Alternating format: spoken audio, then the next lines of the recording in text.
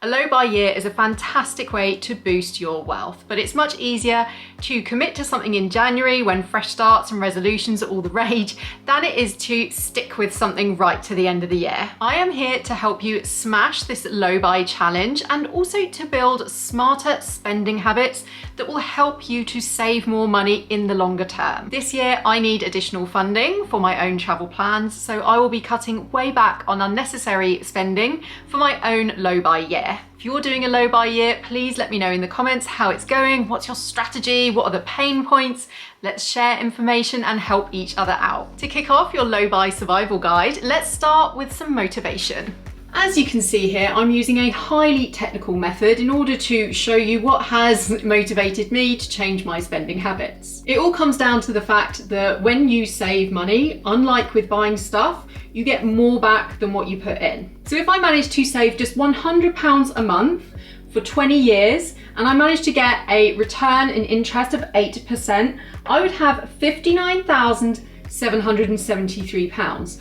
But that's not the most important number here. The most important number here is this. £35,673 is the money that I earned in interest. I earned more in interest than I had to put into this savings account. And that's with just £100 a month. As you earn more, you may well be able to increase the amount of money that you're putting in every single month. Therefore, increasing this figure too. I think this just really shows you what you can do with even a small amount. I think for most people, £100 a month is entirely achievable. Obviously, this is only a low buy year we're talking about. It's not a low buy 2 decades. However, what I think can really happen with a low buy year is that it can help you to examine your spending and saving habits and start you off with a brand new set of values and goals that will carry on beyond the year. And just to add to that motivation, it's also really, really important to be clear on what exactly it is you want this money for. What is the goal here? Is it that you want to build up an emergency fund in order to make life a little bit easier and help you to avoid debt? Are you saving up for a dream holiday, which is what we're going to be doing this year? Or are you saving up for your next house move?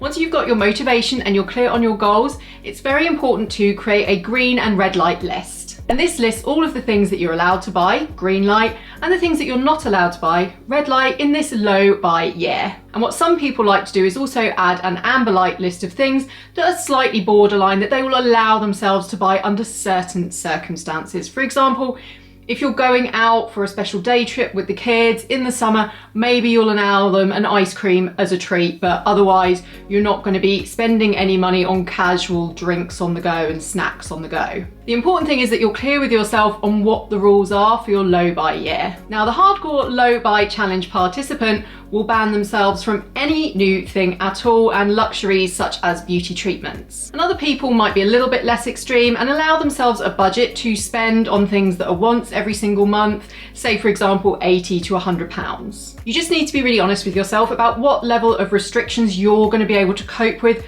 for an entire year. Because if you cut back every single one, all unnecessary expensive, all you're going to buy yourself is like food, pay your bills, put fuel in your car, then maybe by the time you get to March, you might burn out on this. And what you want to do is set yourself up to win, not set yourself up to fail. So rather than going extreme, just consider cutting out a couple of categories that you decide that you can live with for a year. Say, for example, getting your nails done. Maybe you will decide to only get your hair cut twice this year. Just have a think about how you can cut back without being too extreme. If a real extreme low buy year is going to be something that you think that you're just not going to manage. It's very, very easy to overcommit to things in January when we're all thinking about fresh starts and we feel ultra motivated, but you've still got to be motivated in the summer, in the autumn, at the end of the year. So come up with a plan that's going to work for you. Maybe you cut back on casual dining out, but you allow yourself a bi-monthly catch up with your friends. To help you along the way to decide what goes on your green light list and what goes on your red light list,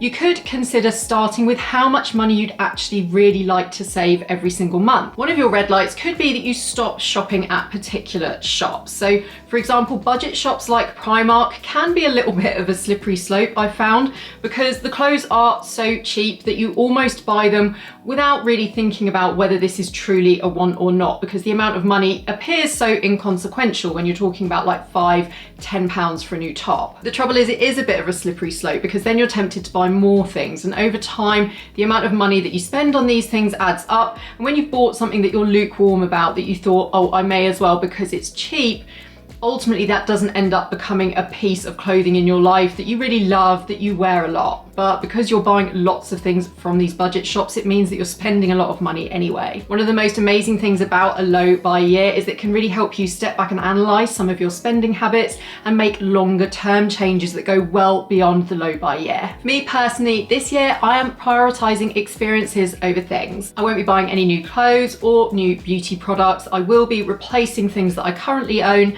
as they run out, but that is it. And by the way, don't allow your brain to trick you into replacing excess makeup and beauty products that you rarely use but have now ditched. The brain is incredibly adept, I have found, at justifying a want as a need. For example, for me, whenever I see a brand new set of joggers, my brain is always trying to justify this as a need because I'm at home 80% of the time. And so that little consumerist devil on my shoulder is trying to tell me that more loungewear just makes sense.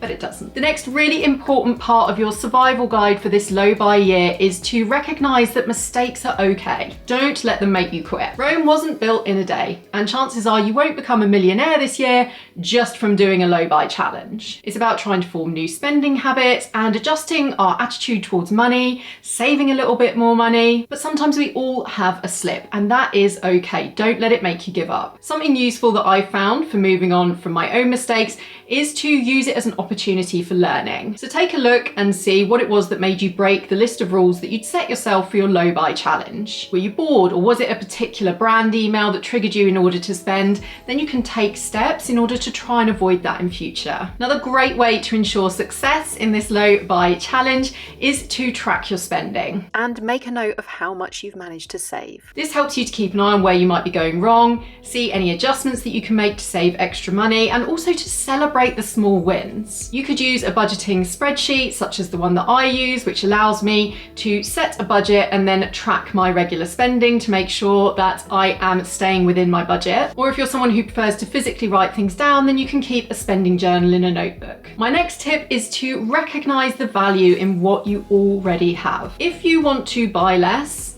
then one of the easiest ways to do this is to squeeze every single ounce of use out of the stuff that you already own. The explosion of consumerism means that we've come to consider the things that we own as temporary and disposable. It's become entirely normalized to have something for a very short period of time before we replace it with something else. And it's not because it's not good anymore, it's because buying new stuff frequently has become the new norm. According to this data, which I was totally shocked by, in the US, the average person buys a brand new piece of clothing every single week. In the UK, it's roughly every other week. This is more clothes than anyone needs or could even be fit in the average wardrobe. So try to stop seeing your clothing, home decor, and other things that you own as being temporary, and instead recognize that those items are valuable and permanent. And once you get into that mindset, the really great thing is that you then start to spend more intentionally as well, because whenever you're bringing something new into your home, it's because you know you're going to love it for a long time. If you're someone who gets bored with new clothes very easily,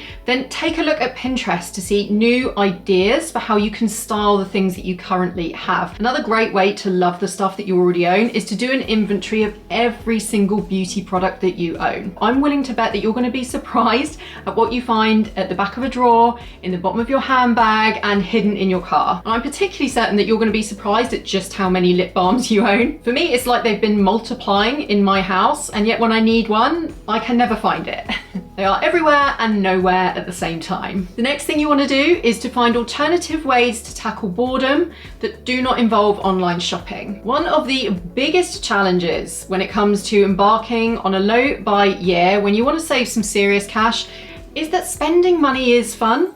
It's a pastime. Shopping for new stuff is an activity, and it gives you that lovely dopamine rush when you've purchased something new and you're waiting for it to arrive, and then it arrives and you unbox it. It's a whole process that feels good. And doing fun stuff costs money, for example, eating out or getting a takeaway. One of my lovely followers asked for some ideas for how to stay entertained in January when you're trying to cut back after the excesses of Christmas. So I really hope that you'll find some ideas here. Now, one of the things that I found key to curbing my own online shopping addiction was was to step back from my smartphone. You need to find ways to divert yourself from casual scrolling on your smartphone, because that does quite often lead to spending, whether you've been scrolling on social media and seen a new product that you want to try out, or you've been checking your email and you get flooded with emails from brands with offers and brand new products that they want you to check out. Now, one way of doing this could be that you set yourself a challenge where you will no longer scroll in bed before going to sleep. Now, one thing I would say is that I don't think that starting a new hobby at the start of a low buy year is necessarily the solution, because you're often going to have to outlay